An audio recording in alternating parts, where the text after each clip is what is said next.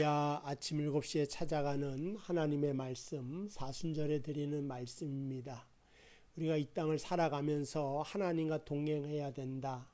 하나님과 항상 함께 해야 된다 말을 하지만 하나님은 영이시기 때문에 우리가 모세처럼 대면하여 이야기하는 것이 거의 불가능하다. 이렇게 말씀드릴 수가 있습니다. 그러면 그 영이신 하나님을 어떻게 만날 수가 있는가 하는 거죠. 그 해결하는 길을 요한복음 14장 6절에 예수님께서 가르쳐 주셨는데, 예수께서 가라사대 내가 곧 길이요 진리요 생명이니 나로 말미암지 않고는 아버지께로 올 자가 없느니라 라는 말씀을 하셨습니다. 여기서 온다라고 하는 것은 아버지께로 간다 말하지 않고 아버지께 올 자가 없다라고 하는 것은 온다라고 하는 표현이 썼기 때문에 하나님과 예수님이 지금 함께 계신 거죠. 따로 떨어진 존재가 아니라 하나님과 예수님은 삼위일체 하나님으로 같이 계시다. 그래서 아버지께로 올 자가 없느니라 이 말씀을 하십니다. 어쨌든 그래서 길이 되시고 진리가 되시고 생명이 되시는 예수님을 통하여서 우리는 하나님을 만날 수가 있다 말씀드릴 수가 있습니다. 첫 번째로 하나님 만나지 못하는 이유가 하나님은 영이시기 때문에 우리의 육신의 눈에 보이지 않습니다. 그러므로 아무에게도 하나님의 그 모습을 보일 수가 없고 인간도 볼 수가 없는 것입니다.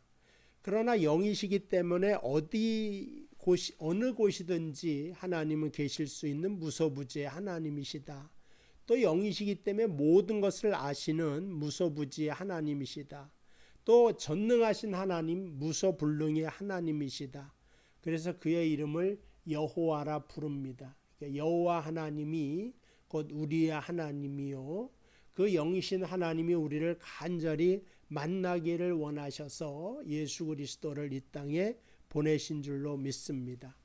그런데 그 영이신 하나님을 우리 인간은 육을 가졌기 때문에 볼 수가 없고 볼 수가 없는 제약 속에 하나님을 또 만날 수가 없고, 또 인간은 그 육체 속에 물론 영이 있기 때문에 원래 본능이라는 게 있지 않습니까? 그래서 달걀에서 병아리가 나오면 뭐 이제 땅 속을 걸어 다니겠죠, 땅을. 그러나 오리는 알에서 깨어나면 본능적으로 물로 나아간다. 이게 닭이랑 오리랑 다른 점이라고 볼 수가 있습니다. 그러니까 하나님께 속한 사람들도 본능적으로 하나님을 찾게 되어져 있다고 하는 것입니다. 원숭이들이 모여 살아도 예배를 드리지 않습니다. 물고기들이 무리지어 살잖아요. 사회성을 가지고 있어요, 개미들이. 그러나 그것들이 하나님을 향하여 예배를 드리지 않습니다.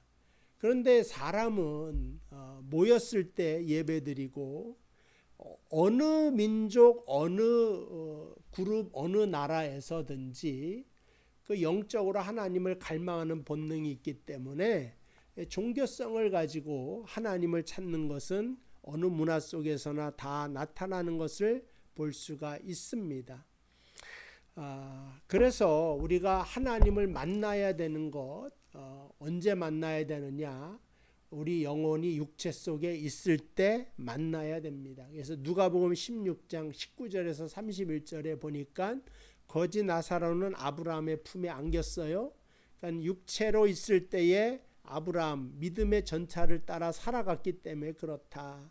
그러나 부자는 그렇지 않았기 때문에 그는 하나님을 만날 수가 없고 하나님이 예비한 곳에 머물 수가 없었다고 하는 겁니다. 하나님 만나는 길은 뭐냐? 요한복음 1장 14절에 보니까 영이신 하나님이 인간을 구원하시려고 사람의 몸으로 이 땅에 오셨습니다.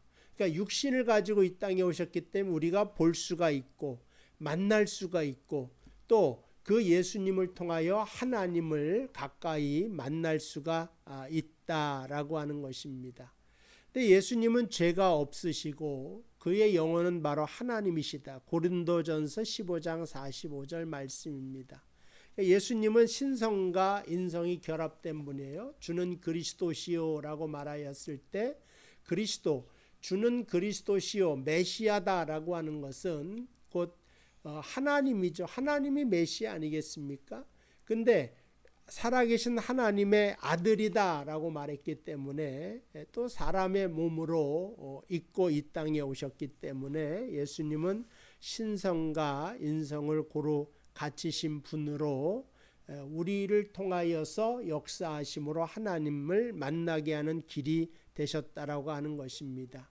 그래서 볼지어다 요한계시록 3장 20절 내가 문 밖에 서서 두드리노니 누구든지 내 음성을 듣고 문을 열면 내가 그와 더불어 먹고 마시고 또한 그를 구원하신다고 하는 말씀이 쓰여져 있지 않습니까?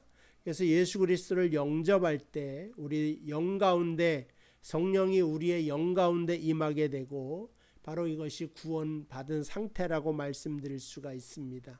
요한복음 14장 16절을 보면 내가 아버지께 구하겠으니 그가 또 다른 보혜사를 너희에게 주사 영원토록 너희와 함께 있게 하시리라. 그러니까 우리의 속에 누가 들어와요? 성령이 들어와 계신다는 거예요.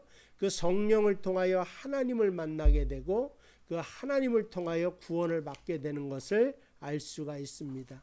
근데 그 성령을 있게 하신 이가 바로 예수 그리스도다. 왜냐? 죄악된 몸에 거룩하신 성령이 올 수가 없습니다. 근데 이 죄의 문제를 누가 해결했습니까? 하나님의 어린 양이신 예수님이 해결해 주셨더라고 하는 것입니다. 언제 해결됩니까? 영접하는 자 곧 그 이름을 믿는 자들에게는 하나님의 자녀가 되는 권세를 주셨다라고 했잖아요. 자녀가 되는 권세라고 하는 것은 죄를 이기는 능력입니다. 예수님을 통하여 자녀가 되는 길을 열었다는 것은 우리의 죄가 하나님의 어린 양이신 예수 그리스도의 죽음으로 인하여서 그 피로 정결하게 되어 우리가 성령을 받게 되고 그 성령을 통하여 하나님께 나아가는 길을 얻게 되었다. 이렇게 말씀드릴 수가 있습니다. 자, 그 다음에 구원받으면 성령으로 인도함을 받는다. 두 번째, 성경을 통하여 인도함을 받는 것입니다. 히브리서 4장 12절에 보니까 하나님의 말씀은 살았고 운동력이 있어서 모든 골수와 뼈 마디를 쪼갠다라고 하는 것은 우리 사람을 완전히 변화시키는 말씀, 구원이라고 하는 뜻입니다. 그 다음에 우리가 말씀을 받을 때 드디어 영안이 열리게 됩니다. 영이 살리게 된다. 죄를 해결할 때 성령의 인도함을 받게 된다.